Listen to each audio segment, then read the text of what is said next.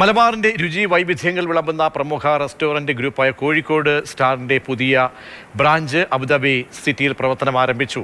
200-ൽ പരം ആളുകൾക്ക് ഒന്നിച്ച് രുചി പങ്കിടാനുള്ള സൗകര്യമാണ് അധികൃതർ ഒരുക്കിയിരിക്കുന്നത്.